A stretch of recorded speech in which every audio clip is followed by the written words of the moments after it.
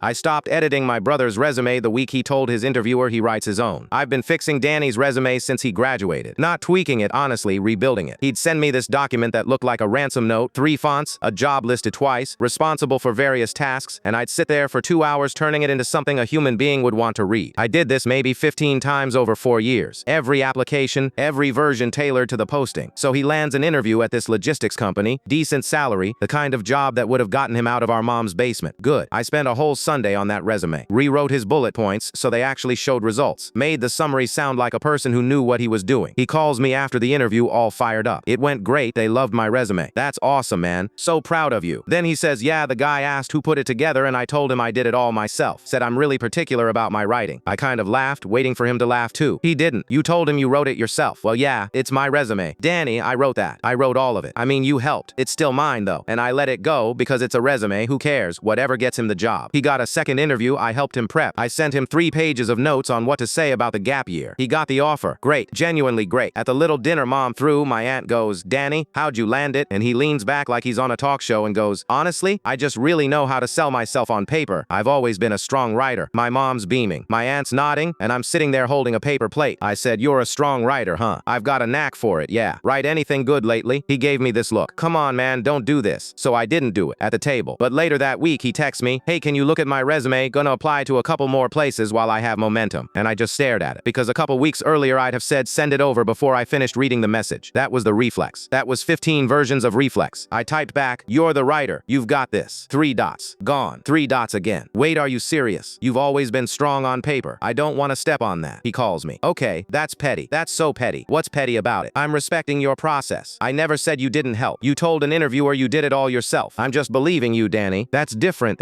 You don't say my brother wrote my resume in an interview. That makes me look like I can't do anything. Right. So do it yourself. He goes quiet. Then, you know I can't write like you. And there it was. First honest sentence out of him in a month. I said, I know. That's why I did it. For 4 years I did it and I never once asked for credit. The only thing I ever needed was for you to not stand in a room and pretend I don't exist. It was one interview. It was every time somebody asked. You had a script and I wasn't in it. He tried the mom card. She called me the next day. He's your brother. He was just nervous. Why are you making this a thing? I'm not making it a thing. He said he writes his own resume. I'm letting him. So you're just gonna let him struggle out of pride? It's not pride. It's the exact thing he asked for. He wanted to be the guy who did it himself. I'm giving him that guy. Danny sent me his own draft last week. No help, no notes, all him. I opened it. The ransom note fonts were back. Responsible for various tasks was back. A job listed twice, again 4 years later, like no time had passed at all. He texted, be honest, is it good? And I could have fixed it in 20 minutes. I know exactly which lines. I've known for years. I texted back, it's all yours, man. Own it. He hasn't applied anywhere in 9 days.